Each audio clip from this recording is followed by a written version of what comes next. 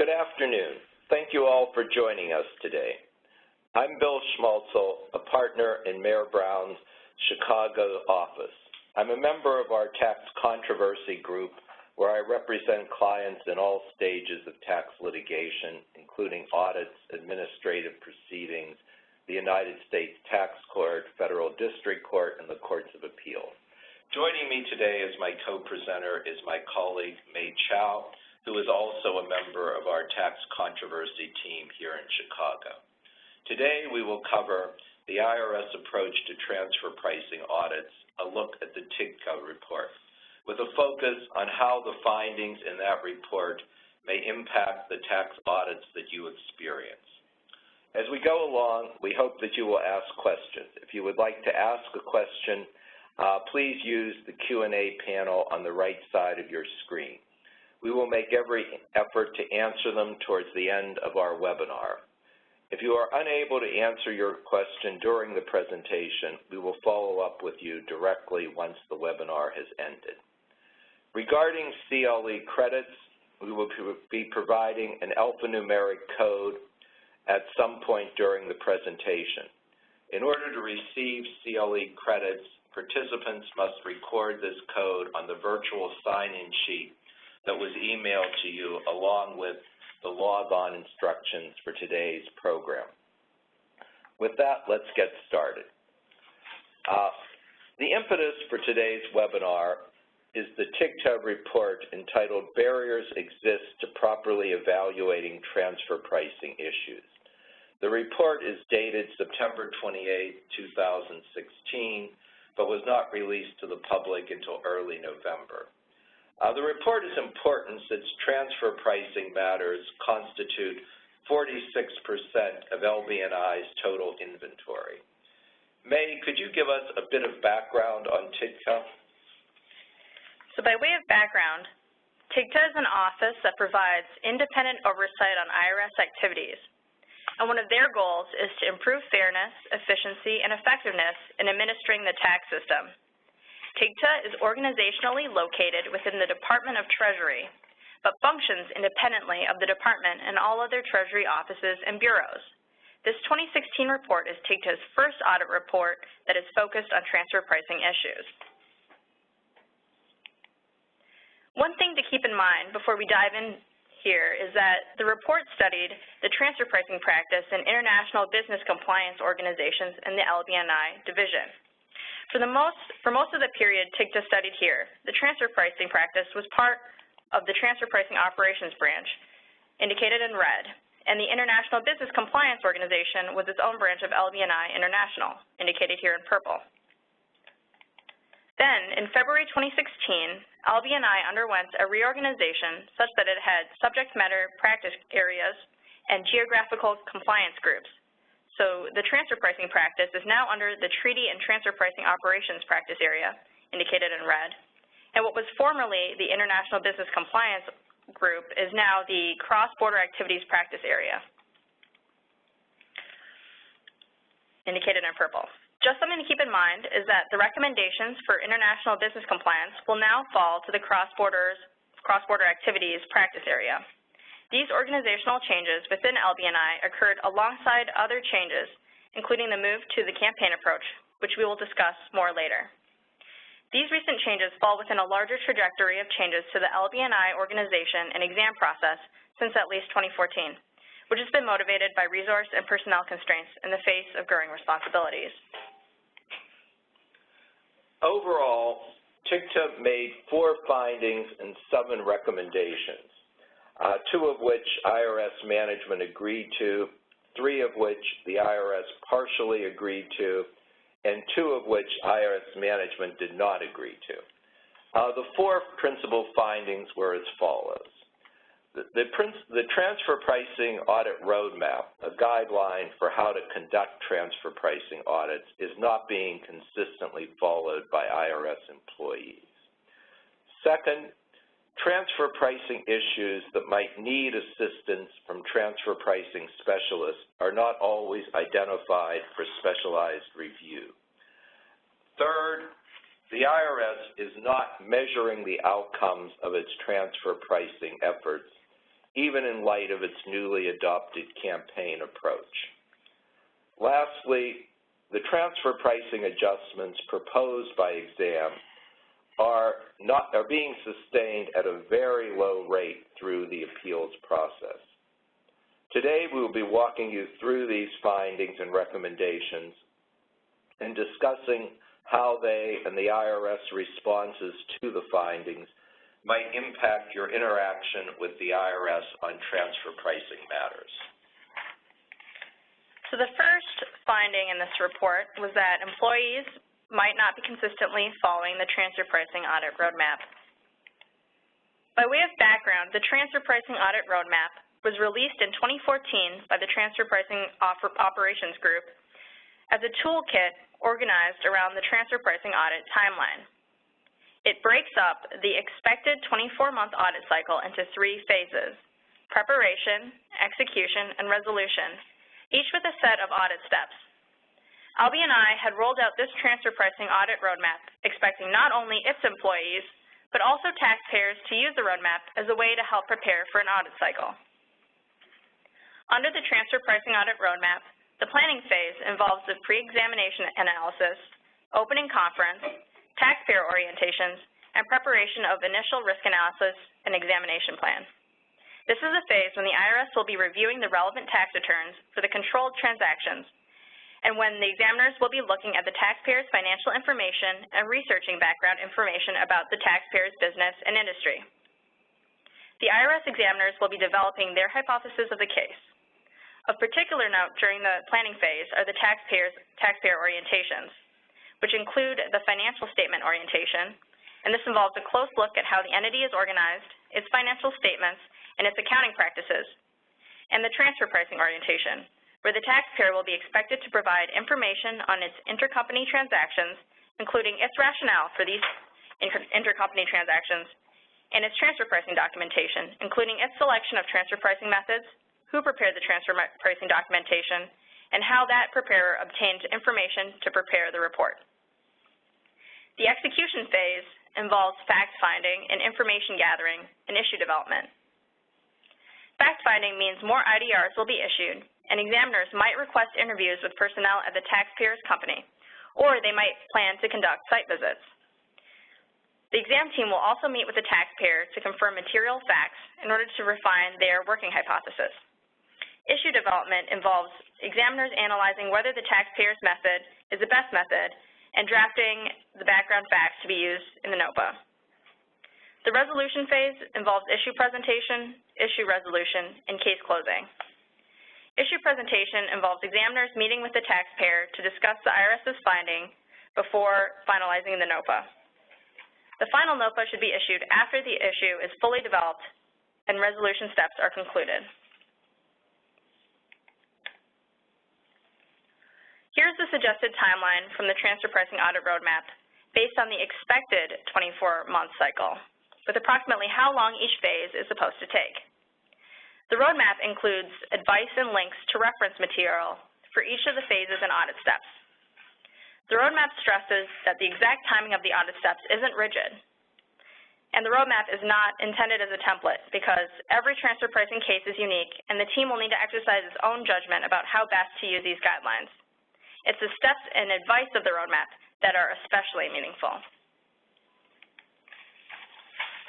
There are 4 key themes in the roadmap that seem solid. First, the roadmap stresses the importance of upfront planning, which means involving transfer pricing specialists early on so that they can help the examiners identify the expertise needed in staffing the case, and theoretically to weed out any issues that are not worth pursuing. Second, the roadmap also underlines that transfer pricing cases are won or lost on the facts. So the IRS should work hard to develop facts about the taxpayer's value chain, position in its industry, and financial results. Based on my experience in resolving these cases, I would certainly agree that determining whether transfer pricing adjustments are appropriate depends on a clear and complete understanding of the facts. This is often where we have been able to obtain the best results for our clients. Of course, it's not just a question of gathering facts. One also needs to appropriately interpret them, and I often see the IRS failing in that regard.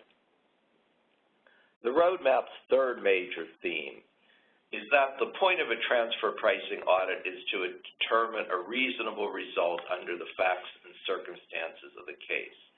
The roadmap recognizes the IRS should keep an open mind to the taxpayer's position and should not conduct fishing expeditions. Lastly, the roadmap theme is that effective presentation is important, so the NOPA needs to be logically structured and incorporate both good and bad facts with the legal economic principles. Again, in my experience defending against IRS transfer pricing adjustments, the exam team's position would often benefit from following this guidance in the roadmap. In short, the roadmap includes a lot of good concepts and organizational principles that, if objectively applied, could weed out unreasonable adjustments and make appropriate adjustments more defensible. With this background in mind, let's move on to what TIGTA found as to what the IRS employees are actually doing. May, could you fill us in on those findings? So for its report, TIGTA surveyed a number of employees in the transfer pricing practice and international business compliance organizations. 40% of these respondents said that they sometimes use the roadmap, and 19% never use the roadmap. Only 62% believed that they were responsible for referring the taxpayer to the roadmap. In light of this low rate of using the roadmap, TIGTA had a couple of recommendations. Its first recommendation was that employees should follow the roadmap, and following the roadmap should be an attribute of the quality review process.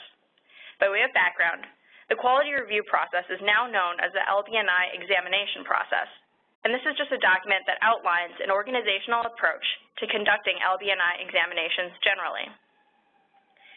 The IRS disagreed with this recommendation, saying that the roadmap is not a one-size-fits-all tool, and that it's not possible to monitor the use of the roadmap and to document it as part of the quality review process.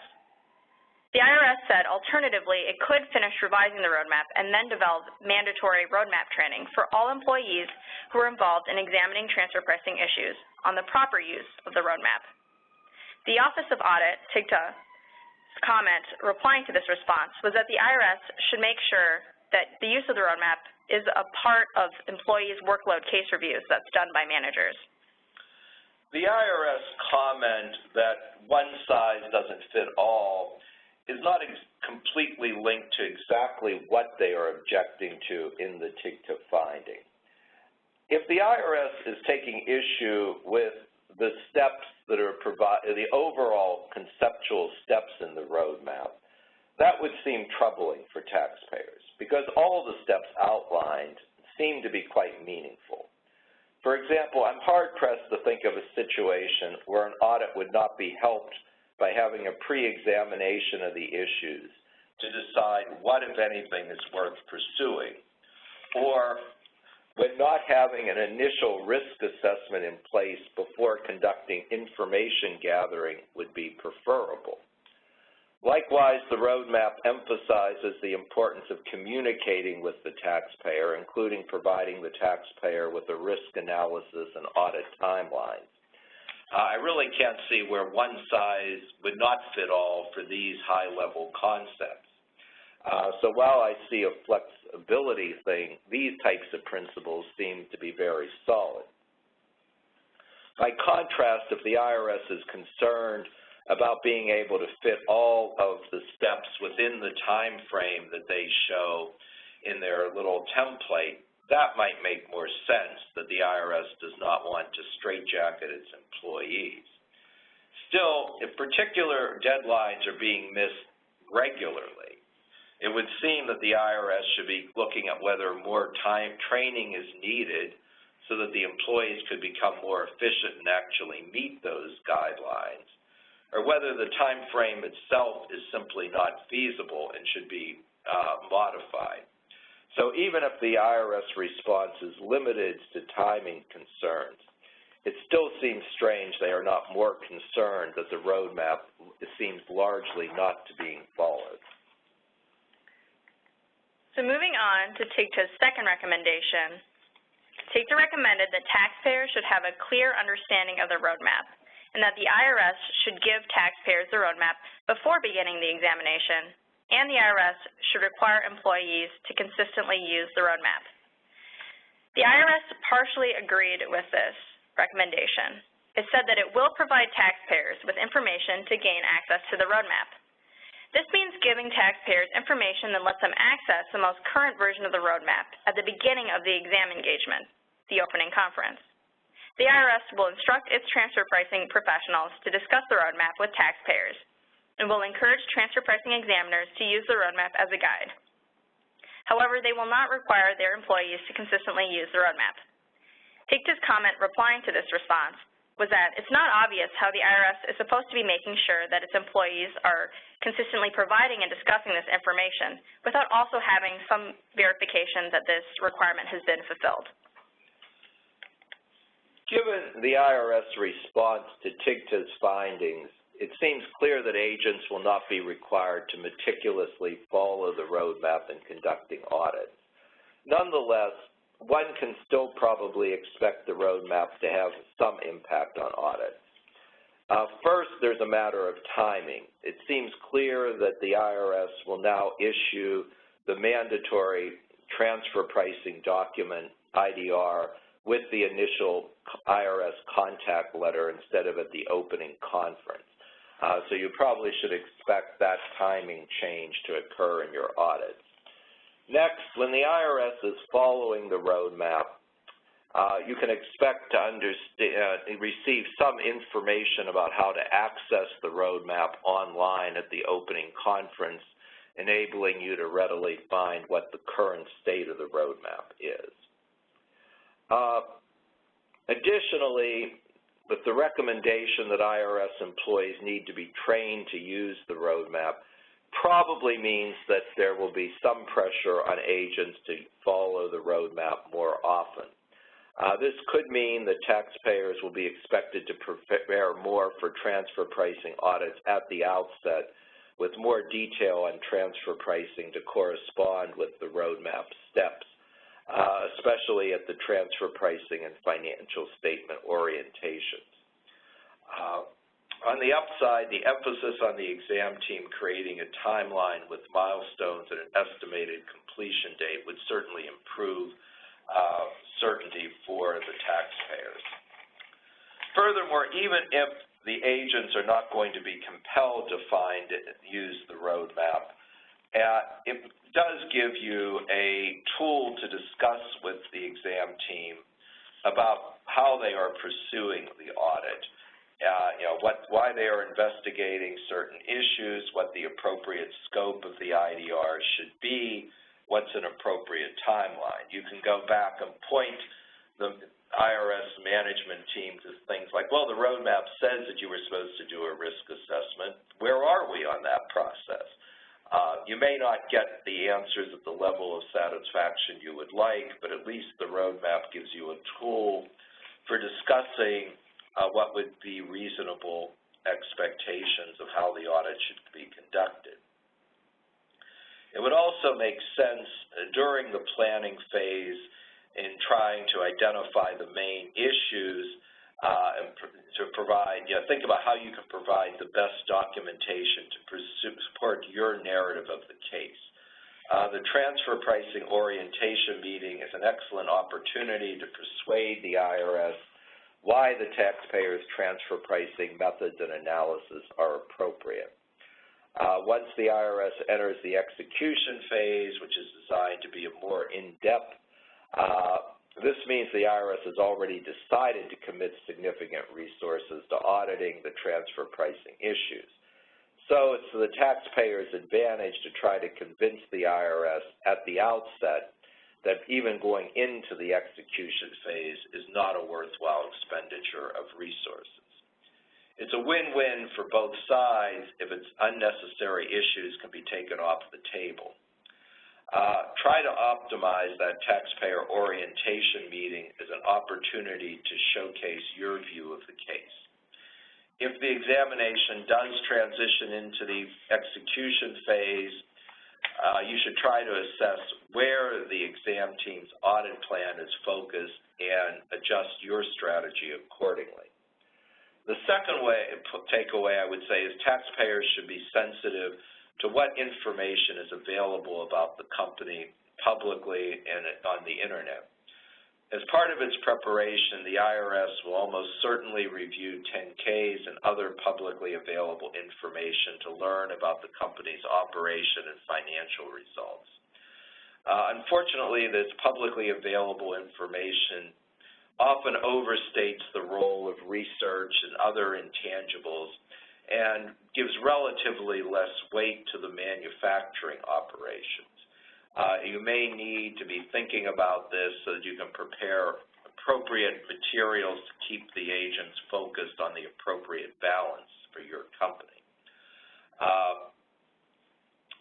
Again, it helps that you have your transfer pricing documents well prepared and that it's consistent with the tax returns and financial statements because those transfer pricing documents are likely to be looked at by the IRS before meeting with the taxpayers.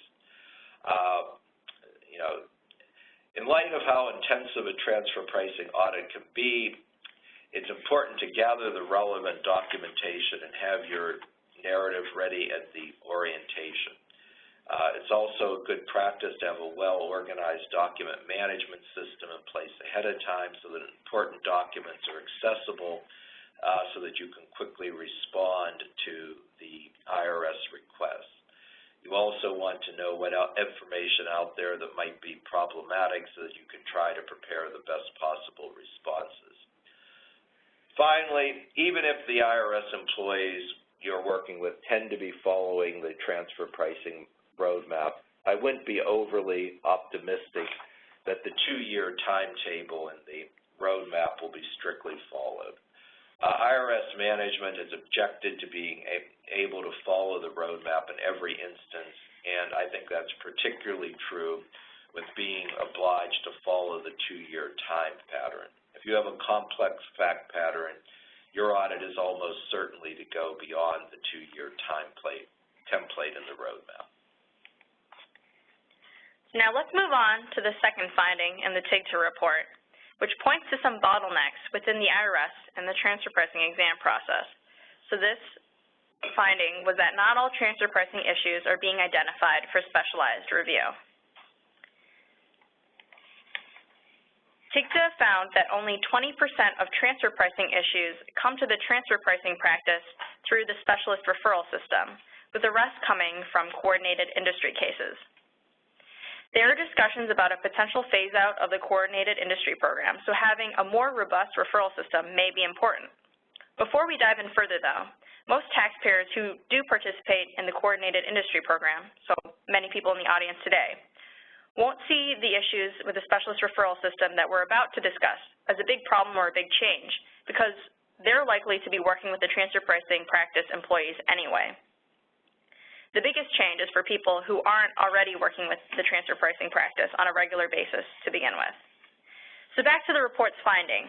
TIGTA found that transfer pricing practice employees don't have access to the Specialist Referral System and don't know whether a referred issue should be worked until an international examiner affirmatively requests help. Transfer pricing practice employees end up relying on the International Business Compliance Organization to refer cases that have transfer pricing issues. And for some background, the Specialist Referral System is an electronic, automated referral system that IRS employees can use to request help on returns that have international features and meet referral criteria. For cases with international issues, the system can facilitate both formal requests for assignment of an international examiner to a case and an informal request, simply asking a question. Any returns that meet mandatory referral criteria, such as transactions over $25,000 where the taxpayer has foreign branches or subsidiaries or affiliated entities in Puerto Rico, need to be referred to an international examiner. So many taxpayers who do have large transfer pricing issues should be getting referred. The Specialist Referral System will then communicate whether the referrals have been accepted or rejected and helps with issue tracking. In this way, the system can prevent redundant referrals that can and do get generated on coordinated industry cases.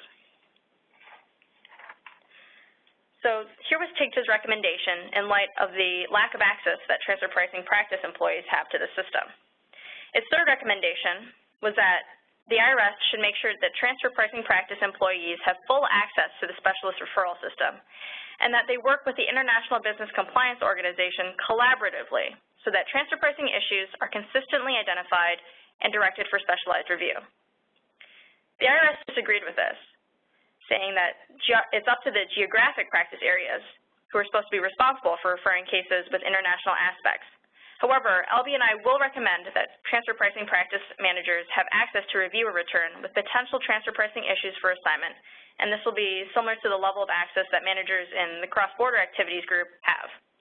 I regard the IRS response here as quite reasonable. Transfer pricing practice management seems to be in the best position to determining whether referrals are being handled appropriately. I really don't see a reason for letting a wider group within the transfer pricing practice review the referral system. However, the IRS response here does not explicitly address the collaboration point. May, can you tell us where that's covered in the report? Sure. So TIGTA also, as part of this finding, identified another roadblock to transfer pricing issues getting specialized review. Namely, this was the bottleneck in the exam process when it comes to communication between the transfer pricing practice and the International Business Compliance Organizations. TIGTA found that the rules of engagement between these organizations within LB&I are not being followed. By way of background, the IRS issued a document titled International Business Compliance and Transfer Pricing Practice Rules of Engagement for Transfer Pricing Issues back in September 2013. These guidelines provide for these two organizations to share responsibilities for identifying, choosing, developing, and resolving transfer pricing issues. The transfer pricing practice has limited resources, so it often won't be involved in the day-to-day management. But the rules of engagement set guidelines for various levels of transfer pricing practice involvement, whether it be extensive, moderate, or limited. The rules of engagement set guidelines for involving the transfer pricing practice when its help is needed during an ongoing examination. The issue that TIGTA identified is that the transfer pricing practice and international business compliance employees don't seem that familiar with the rules of engagement, with 41% of those surveyed saying that they were somewhat familiar and 14% saying they were not familiar at all with the rules of engagement. This leads us to the fourth recommendation in the TIGTA report, that the IRS should make sure the transfer pricing practice and international business compliance employees follow the rules of engagement, make this part of the quality review process. The IRS has agreed to this and says it will incorporate the rules of engagement into the principles of collaboration under the new LB&I division examination process. The most recent principles of collaboration, which are from before this report are released, do not discuss the rules of engagement. So a reasonable assumption for now is that the rules are incorporated by reference. And a final factor that TIGTA found was affecting referrals is that employees in the LB&I domestic and SBSC divisions don't feel adequately trained to identify transfer pricing issues in their examination inventory. So TIGTA's fifth recommendation for LB&I focused on transfer pricing training, saying that LB&I should work with the SBSC division to make sure that employees are trained on transfer pricing. Namely, there should be mandatory transfer pricing training for transfer pricing practice and international business compliance employees and managers. Further, LB&I and SBSC should make sure that LB&I domestic and SBSC exam employees and managers who could be exposed to transfer pricing issues are trained to identify and work transfer pricing issues as necessary. The training plans should include documentation and tracking of employees completing the training. The IRS partially agreed, saying that the transfer pricing practice and international business compliance groups already take transfer pricing specific training, but they will make sure that LB&I domestic and SBSC employees will be trained. LB&I and SBSC divisions will collaborate to develop and deliver a mandatory continuing professional education module for all SBSC division employees, as well as issuing field communication, clarifying procedures on how to refer transfer pricing cases to the transfer pricing practice. TIGTA's comment replying to this response was that despite what the IRS just said about some of these employees being trained, TIGTA did not identify any detailed training plans during its review for this audit, but it was possible that this training fell within training sessions that hadn't been tracked. My main takeaway from this discussion between TIGTA and the IRS is that there does not seem to be a sufficient process to make sure that the relevant expertise is being brought to bear on transfer pricing audits, and the result may explain the lack of focus that I think many taxpayers experience when they're dealing with IRS agents conducting exams of these issues. First, TIGTA's findings indicate that there's a lack of IRS resources and insufficient coordination between the different LB&I organizations. As a result, TIGTA is putting pressure on the IRS to follow the rules of engagement, which are designed to optimize the transfer pricing practices, limited resources, and the IRS's use of specialists. Second, when transfer pricing practice is involved in your audit, you would naturally then expect to see greater expertise being brought to bear on your transfer pricing structure, and you may want to respond by devoting more resources to the audit to make sure that the facts are being presented in the most favorable light to support your tax position. Third, TIGTA's findings are likely to lead to greater use of transfer pricing personnel being used in non-coordinated industry cases. Currently, LB&I cases are split between coordinated industry cases, and issue-based cases. A taxpayer in the industry case context would often not see involvement from a transfer pricing practice group. TIGTA's emphasis on transfer pricing practices access to the Specialized Referral System probably makes it likely that the transfer pricing practice will be involved in more cases that aren't coordinated industry cases. Similarly, there are some takeaways that you can make from the recommendations. I would suggest that if you're undergoing an examination and if you're not sure, try to identify whether or not a transfer pricing practice team member is involved in the case. And if so, you may want to understand whether that involvement is expected to be at the extensive or moderate level. This is important because if the transfer pricing practice is involved in those levels, they participate in quite a few steps, which are shown on the slide here. As is often the case, the more people involved will slow down the process, and therefore I suspect that if you see the transfer pricing practice group having extensive involvement, that will lead to a longer overall timeline for your audit. So now let's move on to the next finding that TIGTA had in its report regarding performance measures for transfer pricing efforts. As a heads up, TIGTA's methodology for this finding might be a little bit questionable, but this just goes to show the difficulty in identifying the appropriate metrics for measuring the success of the IRS's transfer pricing efforts, which reinforces the concern that TIGTA articulated about how important it is for the IRS to measure how it's doing. I'll discuss some of the problems with this analysis before heading into a more forward-looking discussion on what we can still take away from the report with respect to the LB&I's campaign approach. So here, the third finding in this report was that there was no separate quantifiable performance measures to determine whether the IRS's transfer pricing efforts are successful. First, TIGTA found that the transfer pricing practice does not have measures to monitor performance to make sure that its priorities are being met. These priorities include identifying and selecting issues, developing issues, reaching appropriate resolutions on cases, and identifying, pursuing, and winning important cases in transfer pricing. Second, there are few quality reviews specially related to the transfer pricing practice at an operational level. So TIGTA concluded that the IRS needs to have outcome-focused performance measures. Next, there wasn't really a strategic plan related to transfer pricing either. There were no formal action plans or timelines for LB&I's transfer pricing strategies, and the strategies that did exist don't meet the requirements of a strategic plan. And finally, LB&I management does not specifically track transfer pricing exam results or outcomes, apparently because the data is insufficient or imperfect.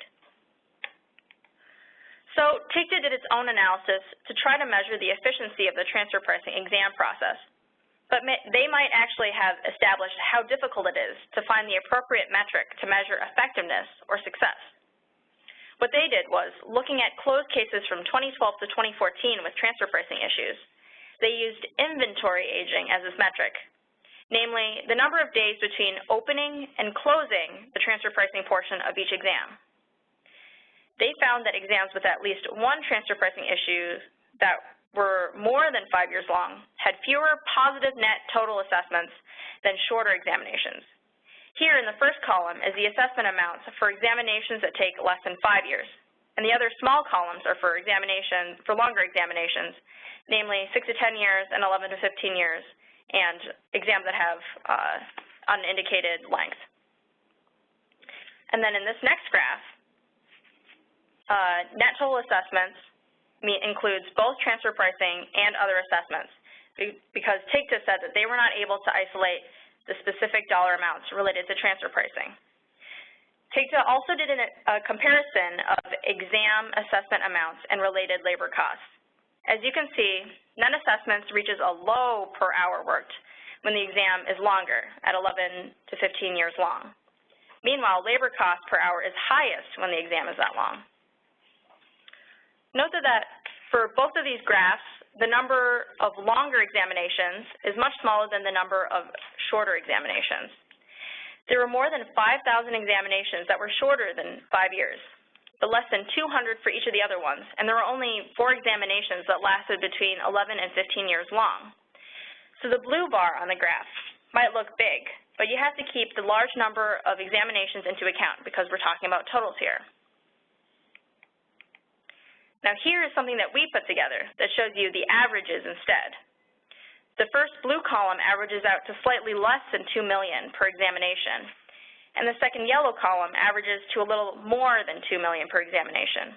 This is in spite of the blue column in that first graph I showed you being a lot bigger. The third red column here represents negative $10 million, but that's divided by 4 exams, so that's actually negative $2.5 million per exam. That's still an interesting finding, but it's not as big as the visual in that first graph might have suggested, especially considering that TIGTA is including non-transfer pricing adjustments in there too. Further, statistically, I'm not as comfortable with relying on a finding that is based on 4 exams, as it's possible that there might have been one very big negative exam that offsets more average type exams. The graphs that TIGTA included in its section of this report are a little bit ill-fitted to TIGTA's overall finding, and it doesn't appear that the length of the exam is the ideal metric to measure the success of the IRS's transfer pricing efforts. But these issues that TIGTA is running into do tell us something. It's not clear what the metric should be when we're measuring the success of transfer pricing efforts. TIGTA, for example, chose inventory aging as its metric, but as you just saw, that might not have been the best measurement. And further, its first category lumps together exams from 1 to 5 years, so that doesn't even tell you whether the transfer pricing audit roadmaps recommended to your timeline is being followed. So what's the appropriate measure of the success and the efficiency of a transfer pricing audit? The IRS management will have to decide what to measure and what outcomes to focus on. So even though the metric that TIGTA selected for this report isn't the best, TIGTA has opened up a really important question for LB&I. Statistical issues aside, in light of these findings, TIGTA had the following recommendation. Its 6th recommendation in this report was that LB&I needs to develop a comprehensive strategy with outcome-related strategic goals and an action plan.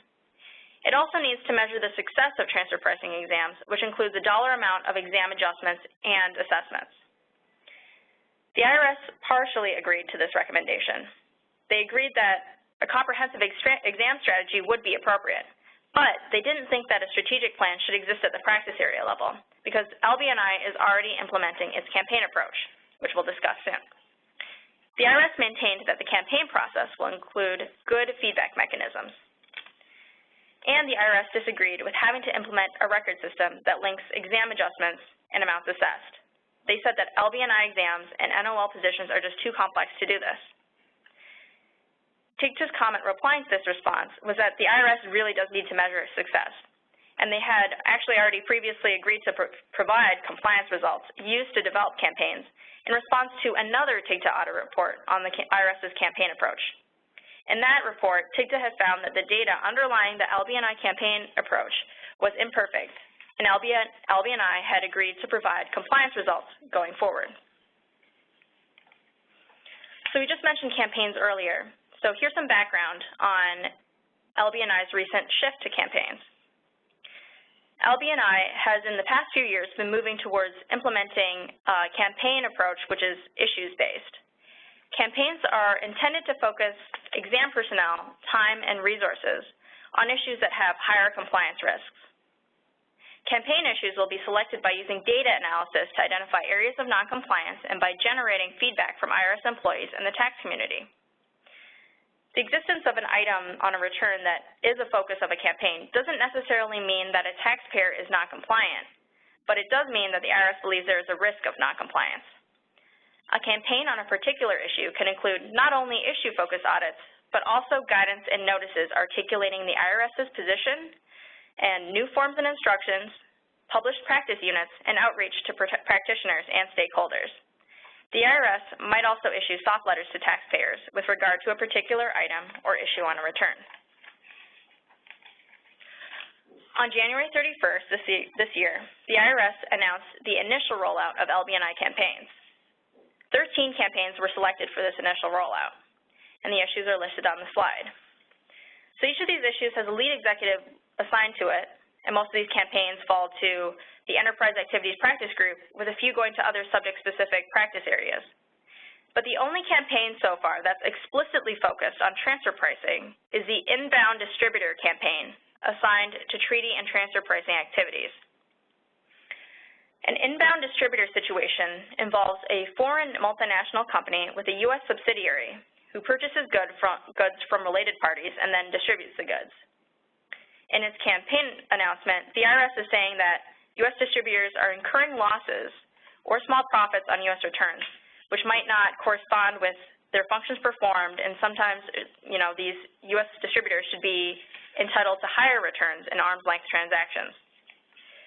Obviously, taxpayers who have an inbound distributor situation should make sure that they are especially prepared for audit on these transactions. That being said, the inbound distributor part of the transaction appears to be a narrow fraction of the larger set of transfer pricing situations out there. So it's not clear why the first campaign that deals with transfer pricing has focused on this aspect and not others.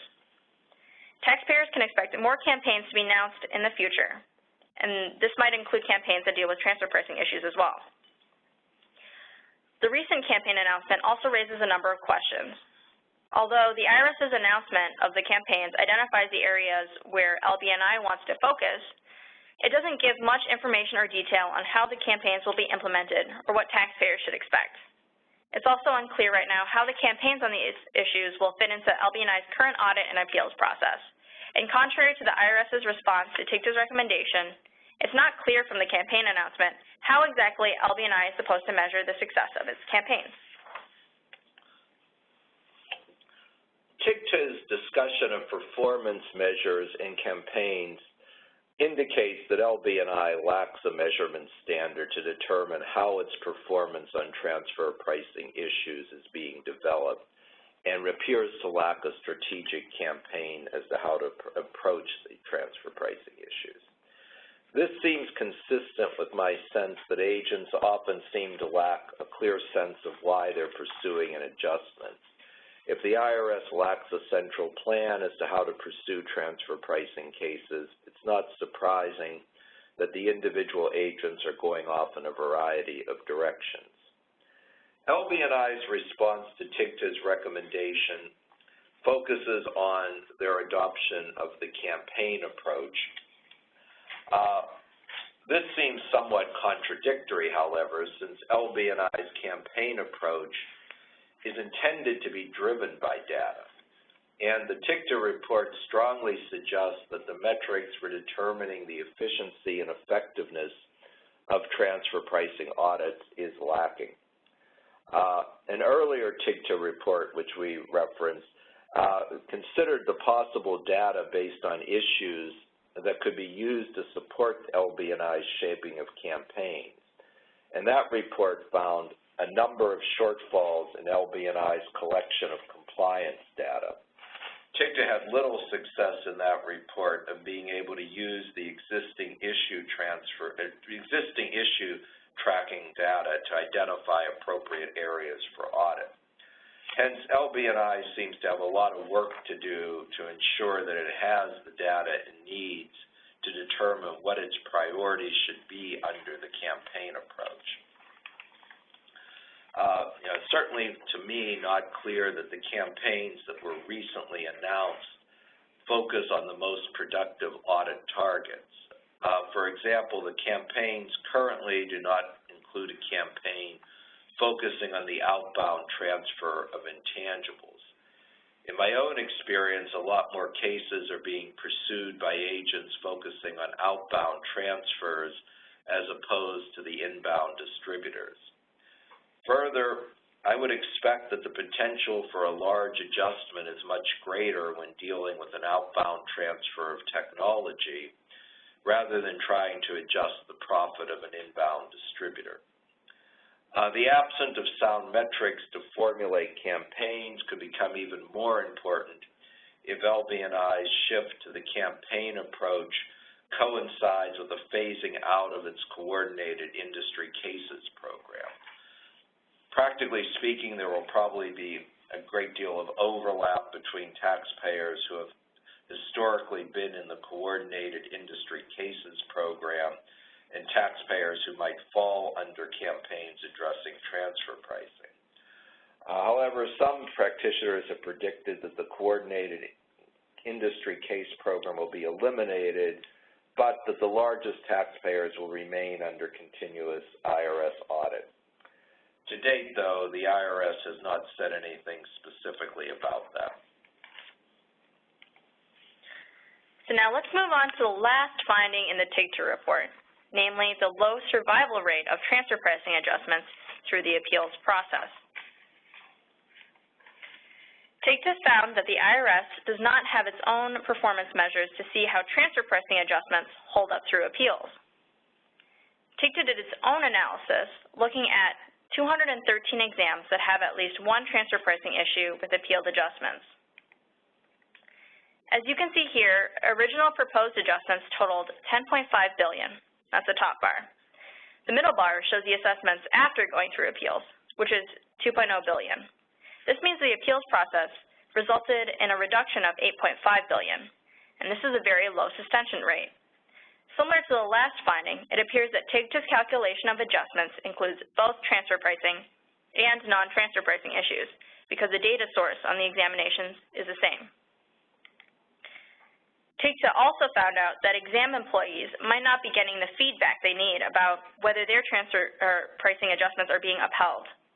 54% of transfer pricing practice and international business compliance employees surveyed said that they were not informed when their proposed transfer pricing adjustments were being reduced by appeals. 14% said that they were informed but unaware of the reason for the change. This is problematic because these employees don't have the information that they need to mitigate potential hazards of litigation. In light of this, TIGTA issued the following recommendation. Its seventh recommendation of this report was that LB&I should conduct post-mortem reviews of examinations that have transfer pricing issues and went through appeals. The IRS agreed with this recommendation, saying that LB&I already reviews appeals case memoranda and will continue evaluating them, and that LB&I will disseminate the results of the reviews to cross-border activities and transfer pricing practice managers. TIGTA's comment replying to this response emphasized the importance of sharing the appeals results with managers and revenue agents.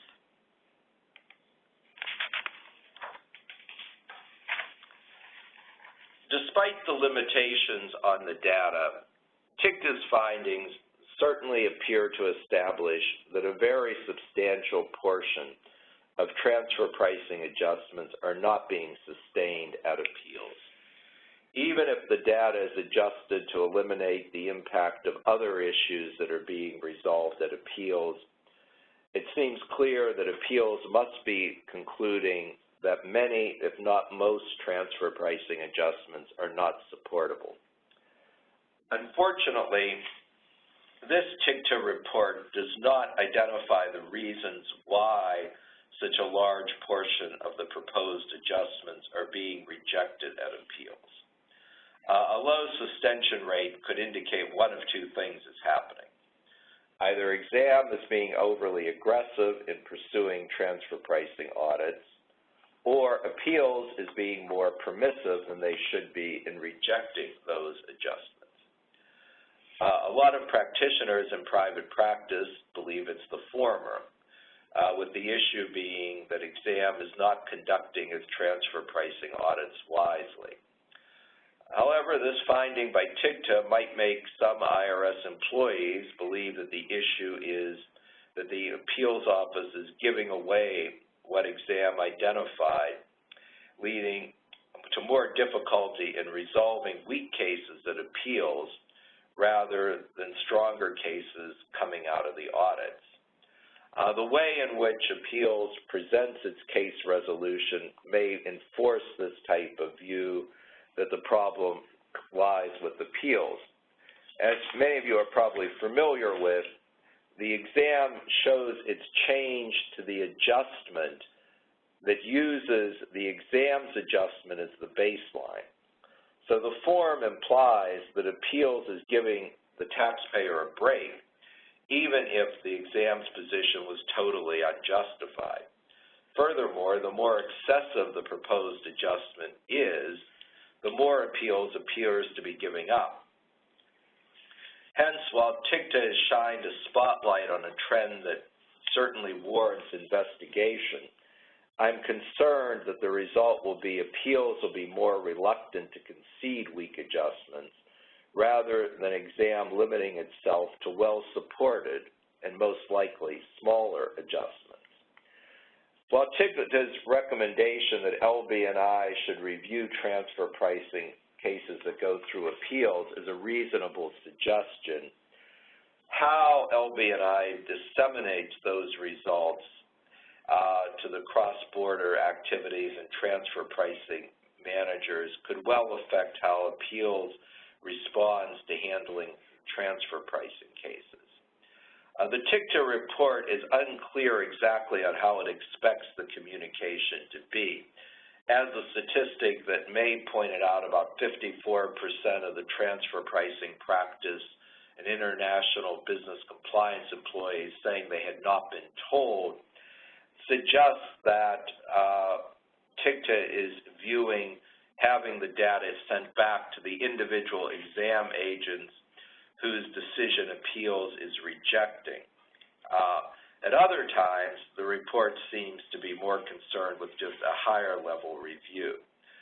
I'm concerned if the emphasis becomes a routine dissemination of appeals results to the exam team. The natural reaction of exam will be to defend their actions. Furthermore, the appeals officer may be uncomfortable if they know that their views on the weakness of how cases were developed are going to be shared with people the appeals officer may have to deal with on a regular, if not daily, basis. In my judgment, the much better approach would be if LB&I managers were to aggregate the reviews of many appeals case memoranda and then share the common themes that have led appeals to reject audit adjustments.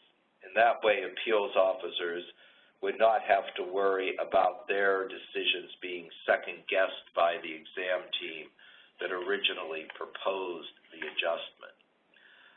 This type of higher-level review would still help LB&I learn from the weaknesses in the examination process by revealing patterns in why appeals rejected adjustments. For example, appeals could be rejecting adjustments because they were based on the wrong legal theory, or they could be doing so for a lack of factual development. Depending on which of those reasons is the cause, that would influence how one should target revised training programs within the IRS to address the specific problems. However, even where review is limited to higher management within LB&I, the process definitely needs to be focused on trying to determine what could be improved in the audit process. If the review becomes a process of second-guessing the decisions made by appeals, it could have definitely effect of making the appeals process less valuable as a tool for resolving issues by the taxpayers. The last thing I would take away from this is that there does obviously seem to be a very low sustention rate of adjustments that go to appeals, which I think would certainly make all of you want to consider, if you're faced with an adjustment, about the desirability of going to appeals. While it's possible that your case may be stronger for the IRS, the odds certainly seem to favor you in taking the case up to appeals and going from there. We've run quite long today, right at the end of it, and I don't want to keep people. One question which has come is whether the slides will be available. They are going to be posted on the Mayor Brown website. It'll take a day or two to get there.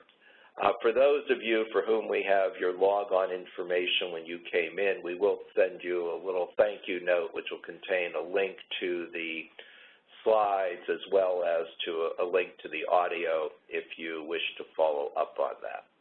In any event, we certainly appreciate all of you for taking this time out of your busy schedule today.